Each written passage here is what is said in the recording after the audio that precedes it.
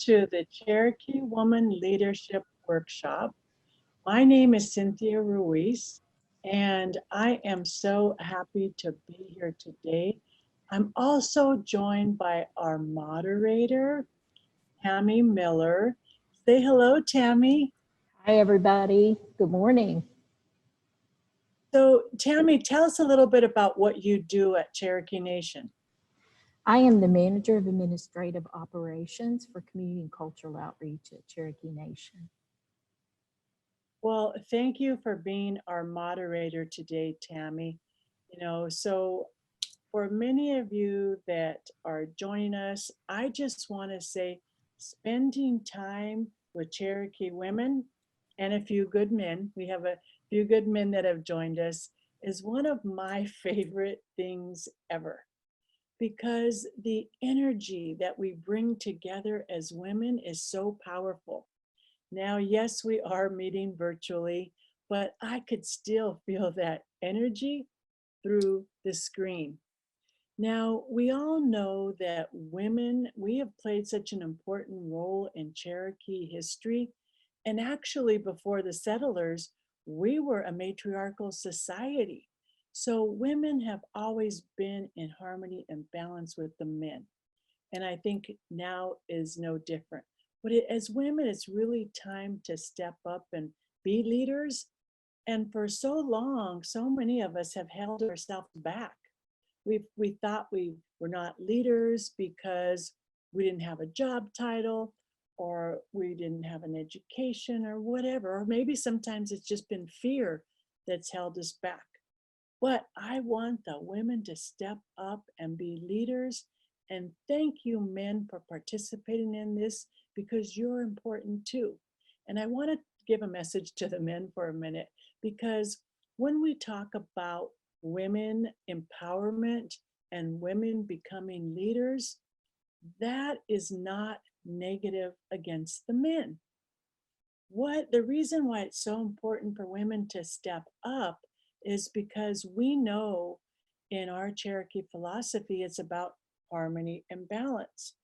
And over the last couple hundred years, we've lived under a patriarchal society. And so when women are stepping up, it's just to create that harmony and balance. And men, that is no disrespect to you, because we have so many amazing Cherokee men as well as the women. Now, it's interesting because the Dalai Lama, and I know most of you probably have heard of the Dalai Lama. He actually, I'm going to quote him for a minute here. He actually says that the world will be saved by the Western women. The world will be saved by the Western women. And guess what? That's us, ladies. We need to step up and create that harmony and balance. Now, today we're going to be together for the next almost hour. And I do have a presentation that I want to go through. And actually, this is a very similar presentation that I did at Cherokee Nation last year.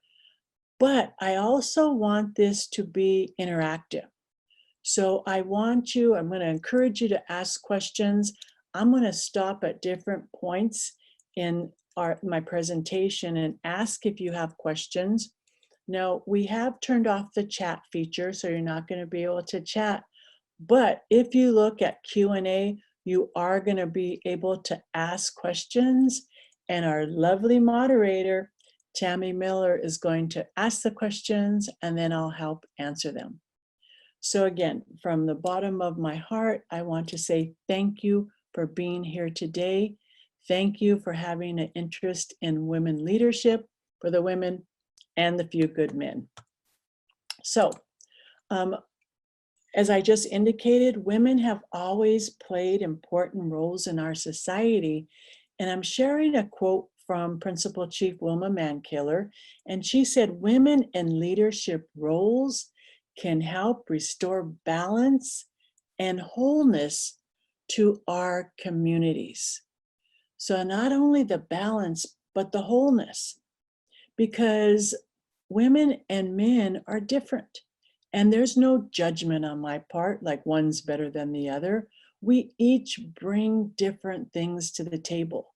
And for those of you that heard my keynote speech, I talked about how women bring compassion, we bring caring, we bring servant leadership is what we bring. And the men bring different skill sets. You know, they bring strength and they're the backbone of our community. And as I mentioned in the keynote, when you put us together, we're unstoppable. And so on the screen, you can also see the different clans. As we know, we have different clans. And when you think about it, our clans were decided by our mother. That's how you decided what clan you were involved in. And that's what an important role we played as women. So women have always been leaders in our Cherokee community. So let's keep going. So I want to tell you a little bit about myself, because for those of you that heard the keynote, Mark did a great job introducing me and talking about who I am. But I also wanted to talk a little bit about where I come from, because I'm a living example of anything is possible. Anything is possible if you believe it's possible, you do the work, and you never give up. So I live in Los Angeles, and so I'm 2 hours behind most of the rest of you. And I come from blended cultures. So on my mother's side, I'm Cherokee, and on my father's side, I'm Mexican. So growing up in Los Angeles, it was a little bit difficult because I didn't really feel like I fit in anywhere. You know, I don't speak Spanish because I didn't speak Spanish. My mom doesn't speak Spanish because she's Cherokee. So I didn't really speak Spanish. I'm far away from Oklahoma. So I kind of like grew up thinking like, feeling like I didn't fit in. But today as an adult, I am proud of who I am. And I like to say that I get my passion for life and love for music from my Latina side, and my spirituality and love for Mother Earth from my Cherokee side. So I grew up in Los Angeles, as I just indicated, and my parents divorced when I was young. I was only 7 years old. And when my parents divorced, at that point, my mom had never worked in her life. My dad was kind of a macho Mexican, so he didn't really let her work outside the home. I have 3 brothers, so there were 4 kids in the family. And so when my parents divorced, my mom actually got on welfare. And I like to say she used welfare the way it's supposed to be used, kind of a temporary gap. So she went to get skills. And then once she got some clerical skills, she went to work for the County of Los Angeles. And as I mentioned before, she served as 25 years as the County of Los Angeles liaison to the Native American community. So I saw everything that she went through, because in the Native American community, she was working with all tribes. So there was a lot of conflict because of the different tribes. There was differences, urban versus reservation natives, and there was a lot of conflict that she had to deal with. So it wasn't easy for her. Now, I'm the first person in my family to go to college, and I graduated high school when I was 17. So when it was time to go to college, I went to my college advisor's office and said, "Can you help me with college?" And the college advisor, who was an Anglo gentleman, said, "College is not for you. Go get married and have kids like all your other friends." And at that time, I was 16 because I was a year before I was getting ready to graduate from high school. And I was surprised. I'm like, well, I want to go to college. And so by the grace of the Creator, there was a student worker in the office, and he came to me and he goes, "Let me pull your file." So he pulled my file and he says, "Oh my God, you're in gifted classes, you're taking college prep classes, you should go to college." I said, "Well, yeah, that's exactly why I'm here." So what he did, he says, "Well, I don't know really how to help you, but I go to Cal State Los Angeles, University of Los Angeles. I'll bring you an application. So that was the only school I applied to because I didn't know how to apply. And my parents didn't have any money to help me even buy a book. So I applied to college, went through, roughed it out, worked several jobs, and graduated with my master's degree by the time I was 23. Because I was the first person in my family to go to college, I didn't really get a lot of guidance. I had to do it on my own. But I knew for me, by going to college, that would change not only my life, but the life of my family. Now I have one son, and my son went to college as well, and he's amazing. He graduated, but then he became a fashion stylist, and he's a head stylist for Nickelodeon today. So he does very well. So growing up, I was surrounded by gangs and drugs and alcohol and a lot of negativity. As a matter of fact, my older brother, who just passed away last year, was involved in gangs and drugs and in and out of jail his whole life. So we had very different paths, and a lot of it was based on the choices that we made as individuals. But I knew that I wanted to better my life, and I knew that I had to work hard to do it. And the reason I share my story with you is because many of you may be going through your own struggles. People look at me today and say, oh, she has it all. Well, no, I had to go through many challenges in my life. Because I'm among friends, one of the things I will share with you is I actually went through sexual trauma. When I was 17 years old, I was violently raped, and the person that committed the abuse actually told me if I told anybody, he would kill me, and I believed him. So it took me a long time to work through that trauma, but I'm glad to say that I have healed, and all the challenges that I've had in my life, I don't have any regrets, even though they were horrible to go through, because it made me the woman that I am today. So who am I today? Well, I'm a 3-time author. I'm a professor, a leadership expert, executive coach, a mother, and today I sit as president of the City of Los Angeles Pension Board. What does that mean? Well, the mayor of the City of Los Angeles, Mayor Garcetti, appointed me to the pension board, and I oversee, as president of the board, $19.5 billion. So yes, my starting point was starting on welfare when I was a young girl, and now I oversee $19.5 billion. But it's all the credit goes to the strong Cherokee women in my life that taught me to never give up. And again, I share my story with you because I know each and every one of you are at a different starting point, and it doesn't matter where you start from, anything is possible. So I talked about the historic role of women in our Cherokee culture. We've always been leaders, and I already talked about how our clan was determined by our mother. And prior to the Europeans coming, we played a significant role. We were the ones that were in charge of the agriculture, and we were also the ones that were in charge of the money. It's interesting because I mentioned I took a history class with tribal member Julia Coates, who taught me so much.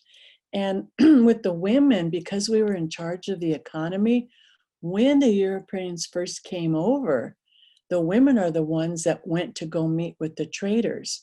And when I mean the traders, like the fur traders and the people that traded for different commodities. And the Europeans didn't want to deal with the women, so we had to send them in. So ever since then, the women have really kind of taken a back seat. because as we took on the European culture, we were forced to take on the back seat. Now, in the 18th century, women could own property, we could vote in elections, we could even file for divorce. It's my understanding that if they were in a marriage and they weren't happy with it, the way they filed for divorce is put their husband's stuff on the front steps, and they knew that that was over. You know, women's labor formed the backbone of our culture. We cultivated the corn, the beans, the squash, sunflowers, and pumpkins that all fed our community. So we've always played such an important role. Now, why be a leader? Well, I talked about in the keynote the importance of leadership and how really leadership and servant leadership is really about all of us coming together and helping the future generations to come. And I also talked about leadership and how leadership can be positive or negative. And I'll give you a quick example of negative leadership. Now, like it or not, historically, one of the most powerful leaders was Adolf Hitler. Now, you may be asking yourself, Adolf Hitler? Yes, he was a leader because he influenced people. Unfortunately, his influence was negative. But we could look back in our culture and see so many positive influences. You know, Sequoia that, established our alphabet, our syllabary. And so we have so many positive examples to count on, and we all have the responsibility to step up and be leaders. Now, I also talked about leadership starts with you, and it doesn't matter where your starting point, because let's face it, we all have experiences in our life that create emotional baggage. So we have to heal from our past. And a lot of times, it's not even just healing from our own life experiences. We also have to heal from the experiences that our ancestors have. You know, we have historical trauma. When you really think about it, Cherokees in this country, and all tribes for that matter, have gone through nothing less than genocide. Yes, genocide. Now, in the history books in the United States, it really doesn't call it genocide, but when you have another set of people come over and kill our people, burn our villages, and rape our women, that is genocide. So we have that historical trauma that we carry with us in addition to our own personal baggage. So I want you to let go of what's stopping you from stepping up and be a leader. Now, what is stopping a lot of the women from being leaders and really stepping up? Fear, doubt, insecurity, beliefs, and perceptions. Well, fear is a powerful emotion, and fear shows up in a lot of different ways. It could be fear of failure, fear of success, fear of what other people are going to think about me. Fear takes hold and it stops us in our track from stepping up and being servant leaders. Doubt. You know, as an executive coach, I work with high-level executives, and 90% of my business is working with women executives. And interesting enough, they all suffer from the same thing. They suffer from doubt. Am I good enough? Am I worthy? And I simply tell them, you got this job because you're qualified. You need to release the doubts and lack of feeling worthy to be able to step up in this job. Insecurities hold us back from so many things. And everybody has insecurities, right? I don't care who you are, we all have insecurities. But insecurities, the way I look at it, it's kind of like a spectrum where some people have little insecurity and some people have a lot. And so we need to get those insecurities down so you do step up and you do own your power and you do become a powerful servant leader. And it's also beliefs, beliefs like my mom's generation and her mom's generation, they had certain beliefs that there were defined roles, that the man was the breadwinner and the woman was the homemaker. And that's fine. But now, as things are evolving and changing and more women work outside the home, we need to believe that we belong there. We need to believe that we can succeed. We need to change people's perceptions. And speaking of perceptions, a lot of times we're stopped because we have a perception to be a leader, you need to have a title, commissioner. You need to have a college degree. Well, you don't.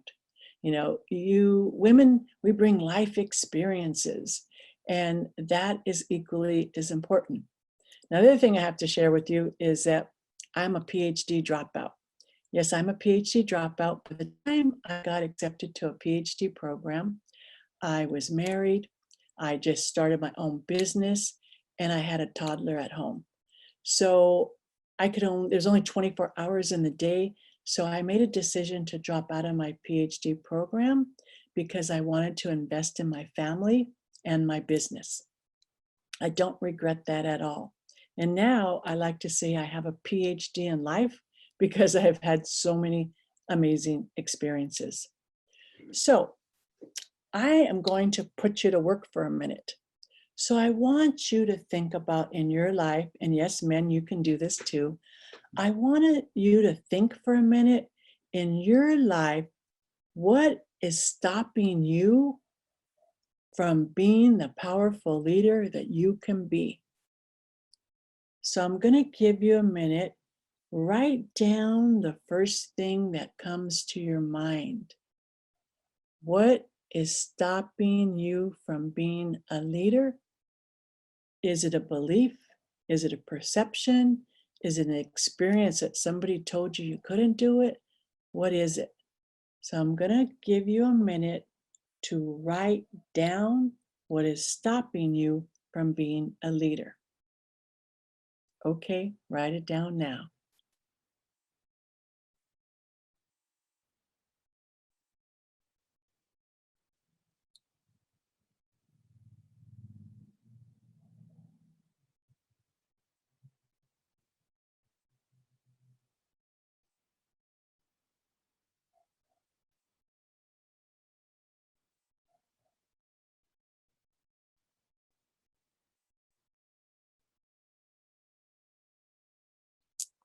So you only have to write down one thing, and I'm sure there's a lot of things that come to your mind.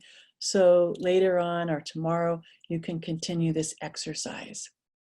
So now that you have written down one thing that's stopping you from being a leader, a fear, a doubt, insecurity, a perception, or belief, I want you to release that, because those feelings or emotions get in our way and they become blocks.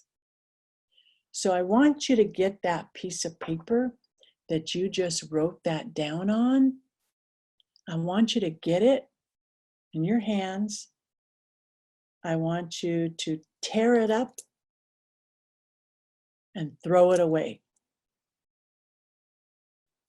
Now, for those of you that don't want to tear it up and throw it away, crumble it up and throw it away. And I want you to say, you have no power over me. I am a leader.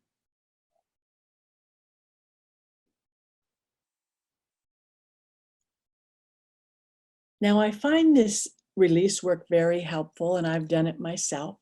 What I recommend people to do when they're doing release work is write it down and then get a white candle and burn it.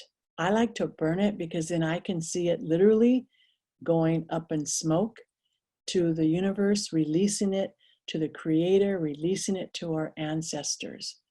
So many of us don't have just one block, we have many blocks. And so you can do this as many times as you want, but release work is so important because once you release all this emotional baggage, it helps you understand that you were born to be a leader and you have the ability to be a leader. So I'm going to stop here for a minute and ask you if you have any questions. So if you have any questions about this release work or about what I've said so far, I'm going to ask you to go in the Q&A and ask the question. So I'm going to stop a minute and see if anybody has any questions.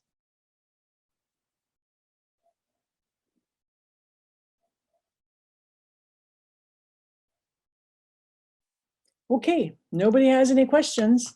So I'm going to keep going. If you do have a question and you're not ready to ask it, that's okay too. Next up, I want to talk about rising to overcome trauma. Did you know that 50%, yes, 50% of women, Native women in the US will be physically or sexually traumatized? 50%. If you have two women, one of them are going to experience either physical or sexual trauma in their lifetime. And a lot of it, I believe, is because we have that historical trauma that not only ourselves, but the men are carrying around too. Now, I do see a question, so I'm going to ask our moderator to come back and ask me the question. You have a question, Tammy? She basically just says no questions. She just wants to thank you so far for the presentation. Oh, well, you're welcome. It's my pleasure. And like I said in the beginning, I just really enjoy spending time with other Cherokee women and a few good Cherokee men. The other thing I wanted to share is 17% of Native American students continue their education after high school compared to 60% of the population. So we have people that graduate from high school with Native American students, and this is just not Cherokees, it's all Native Americans, all the tribes. Only 17% go to college compared to non-Native high school graduates. 60% of them go to college. So in my keynote, I talked about the importance of mentoring our young people. We need to make sure we're investing in our young people, that they're going to college and getting an education. And it's so important because nowadays, most jobs to compete in these jobs in the United States require a college degree. They require a minimum of a BA degree. Now, I know from personal experience, it's really not that easy, but we have to encourage our youth to go to college and even become doctors, right? Because we will be graduating our first class of doctors. So right away, when you start comparing us to the general population, we're already behind the 8 ball. We're already on a disadvantage. Do you know that only 10% of Native Americans attain a bachelor's degree and only 17% attain an associate's degree? 10% of Native Americans get a bachelor's degree. That means 90% don't. And I'm not saying that getting a college degree makes you smarter, because we've all seen some people with college degrees that really don't have any common sense. But it's a way, once you get the college degree, it's a way of opening doors. My degrees have opened doors for me that were not open before. So we really need to encourage our young people to go to college. Now, for those of you that don't go to college, or do or don't, doesn't matter, I want to talk about money for a minute. For every dollar earned by a white male, Native women earn less than 60%.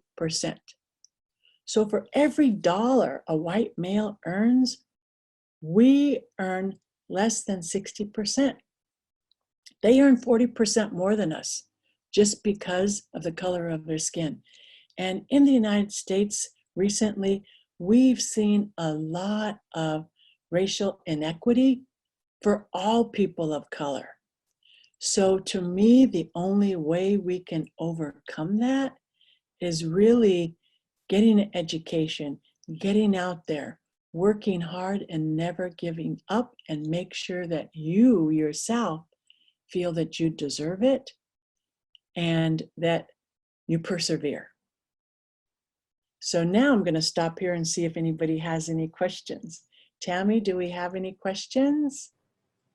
Yes, we do. My oldest daughter is so smart and she is not wanting to go to college to avoid college loans. We want to support her choices, but also want to encourage her to go to college. Do you have any thoughts or guidance on this? And I get it, it's tough for the young people. When you come out of college and now you have, $100,000 worth of debt, that's difficult. But there's ways to kind of work around that. Maybe what you do is go to a 2-year community college first. Community college tends to be a lot cheaper. Go to a community college first and then transfer to a university. One of what I just mentioned, the statistics that I just mentioned about, sharing with her. If you choose not to go to college, you have to realize that over your lifetime, you are not going to earn as much as other people. So a lot of times with young people tend to, maybe be a little bit more materialistic. They want the nice car, they want the nice clothes or whatever. Really kind of sit down with them and develop a budget. Okay, if you don't go to college, this is how much you're going to earn, and these are your expenses. If you do go to college, yes, you're going to have some debt, but be creative in how you minimize that debt, but look at it over your entire life. Most people work until they're 65. So if you graduate from college, let's just say at 25, right? So you're still going to have 40 years of work in front of you. So if you sit down and show them the math that, yes, they're going to have debt, but over 40 years, look at how much more money that you're going to be earning. And it's going to give you a different type of life, not only for you, but for the people around you. Because like I said, for me, going to college not only changed my life, but it changed the people around me, including my son. And now I'm happy to say, because he went to college and he loves what he does, he makes over 6 figures. So I was an influence on other people in my family and they went to college. So with young people, my recommendation is sit down with them and give them the math. Give them, tell them, okay, this is how much you're going to earn. Tammy, do we have a next question? Yes, we do. Are there statistics in relation to a Native American? Are there statistics for what? American women living in the nations. So if you're looking for statistics specifically for Cherokee women, I don't have those statistics, but that's an excellent point. So what I will do is after this conference, I'm going to have a discussion with the chief and really talk about the plight of our women, Cherokee women. And we should have statistics. We should have information because that's going to help us establish our baseline.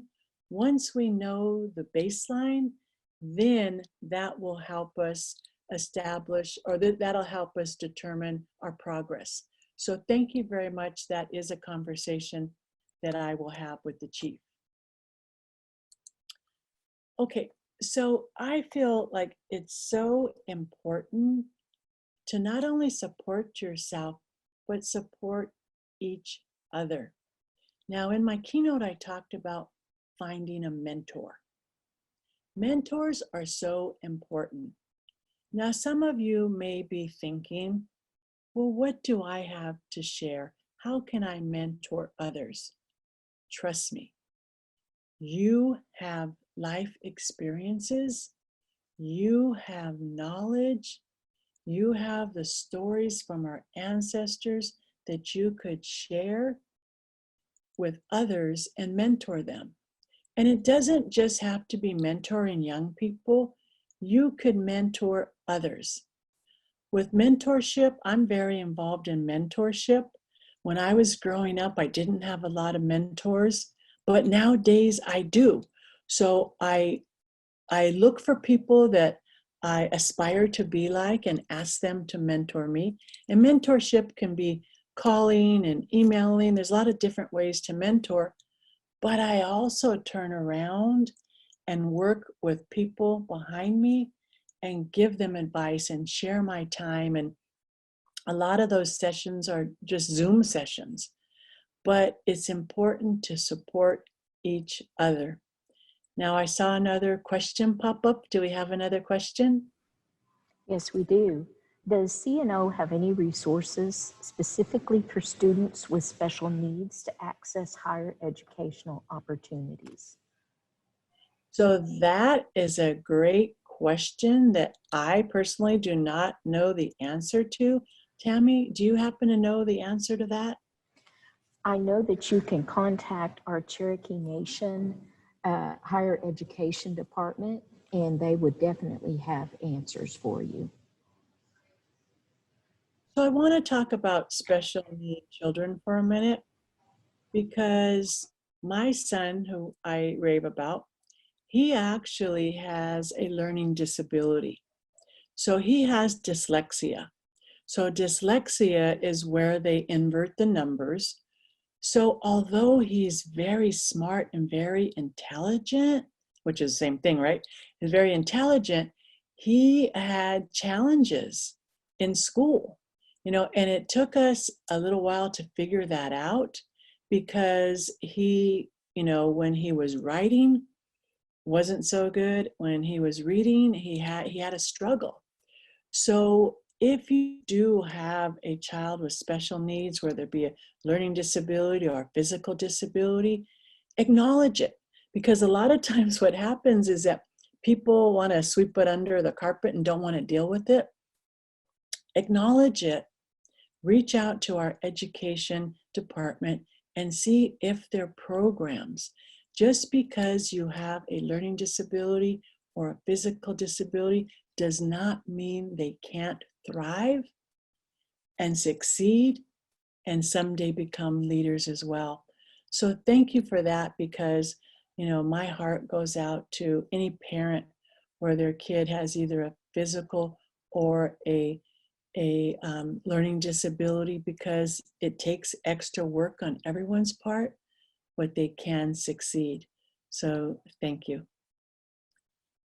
Next, it's important to find a support network. Find a support network of either coworkers, friends, families. One thing about women, we give, right? We give to our families, we give to others.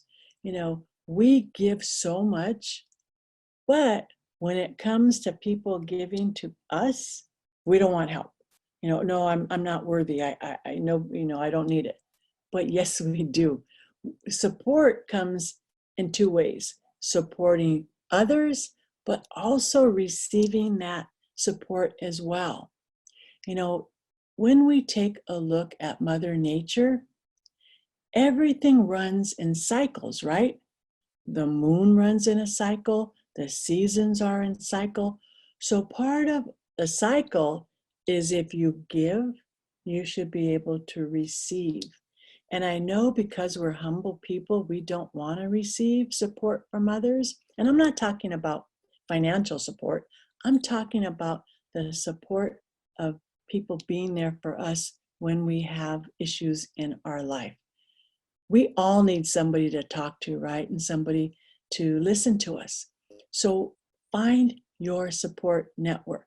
And a lot of people choose to find that support network within their families, but many people find the support network outside their families because some of the drama that they may be going through involves their family. So they want a third party that they trust to listen to them and give them objective advice.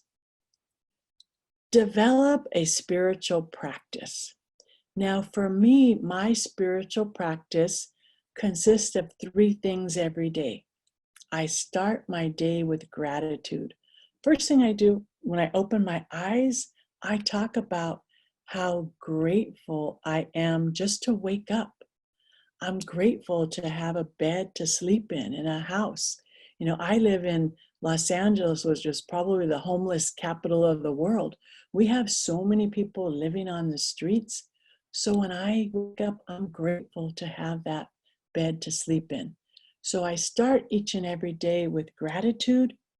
And then throughout the day, I pray and I meditate. So I pray to the Creator. I pray to the ancestors. I pray to my family members that have already made their transition. I pray and I have conversations with them. So I like to say prayer is talking to the Creator and meditation is listening. And for those of you that are not familiar with meditation, it's just really sitting in silence. So I take 10 minutes a day to just sit in silence, clear any thoughts from my head. And many times I get messages. I get messages from my ancestors, from the Creator. And for those of you that are not familiar with meditation, you can actually go to my website, which is shown at the end of this, and I have a 3-minute guided meditation, a 5-minute guided meditation, and a 10-minute. So really having that meditation is really just, connecting, being in silence and connecting to that universal power of the Creator. So developing some type of spiritual practice, whatever that looks like to you, because we're each individuals, you develop the spiritual practice that works for you. Never stop learning. We can all learn, not only from each other, and learning doesn't mean you have to go take a class. There's so many ways. One of my favorite ways to learn is on the internet. There's something called TED Talks, where there's videos of just different people talking about different topics. I love watching TED Talks, and they're free. I love listening to podcasts. I love reading books. Always learn, because you don't want to get stagnant. You always want to continually learn in your life. And nobody knows everything. I don't know everything. Nobody does. So keep learning, keep an open mind and an open heart. Next, be courageous. It takes courage to be a leader. It takes courage to walk through your fears. It takes courage to let go of that doubt. But I know that you have the ability to be courageous and be a leader. This is one of my favorite paintings of Cherokee women, and it really just, shows us that we are the backbone of our community. We come in different shapes and sizes, but we still have the spirit of the Cherokee woman. So I am going to stop here and see if we have any questions. Any questions? I'm going to challenge one of the men. One of the men, we have some men on here. I'm going to challenge you to ask me a question. Come on, guys. Be courageous.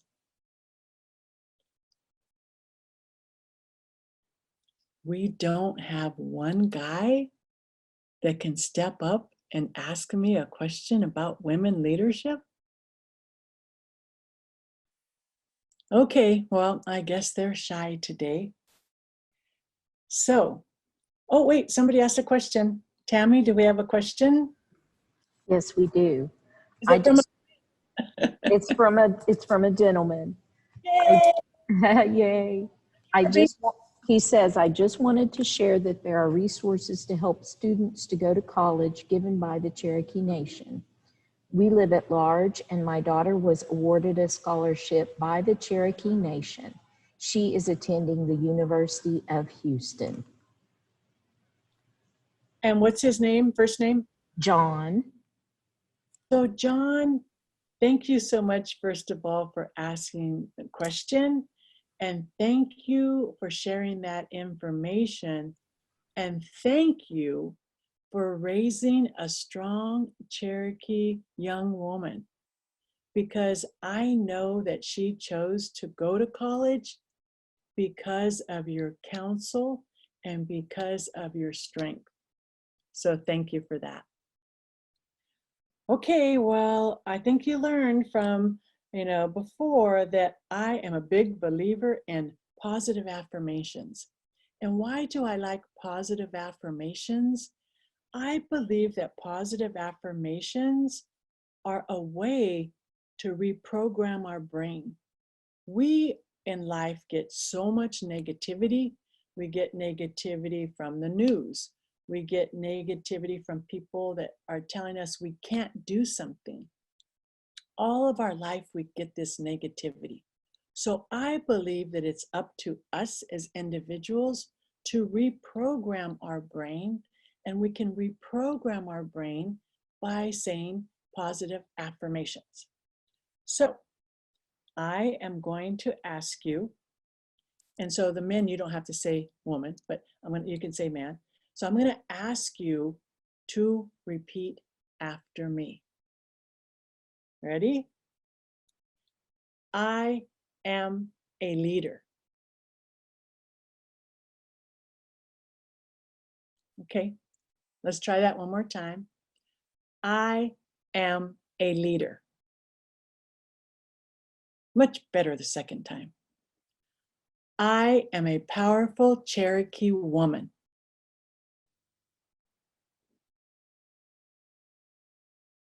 And a few good men. We are all Cherokee leaders. Now, doesn't that feel good to do positive affirmations? So keep in touch. I know that after the keynote, people already reached out to me on LinkedIn. So this is my email address, cynthia@cynthiamruiz.com. If you want to learn more about me, I have a website. It's cynthiamruiz.com. And I'm on LinkedIn. I have YouTube videos on different topics. And I'm proud to say that I just released the second edition of Cherokee Wisdom. So it's called Cherokee Wisdom, 12 Lessons for Becoming a Powerful Leader. What I did with the second edition, I released the first edition probably 4 years ago, but I realized that I needed to be in harmony and balance. So what I did is I'm partnering with Abraham Bearpaw. Many of you may know Abraham. He's actually the nephew of Principal Chief Wilma Mankeller. We came together to release the second edition of this book because I wanted to bring in that male perspective. because again, we're balancing male and female. So we just released the second edition of this book. You can get it on Amazon.com. There's also a Kindle version. I think the Kindle version is $1.99 if for people that like to read on their Kindle. I also have a few other books, Finding Sane Relationships in a Crazy World. That may sound like a relationship book, but it's really about how to let go of some of your baggage. Yo También, Stories of Healing and Hope. That book is 10 authors came together and talked about how we healed from our individual sexual trauma. So I know we're almost out of time, but I'm gonna open it up to see if anybody else has a question. Tammy, do we have any other questions? Yes, we do. Jennifer asked, what podcast do you recommend? So for podcast, one of my favorites is Jack Canfield. Now, Jack Canfield wrote Chicken Soup for the Soul, and I am so humbled and honored to say that Jack Canfield recently interviewed me for his TV show.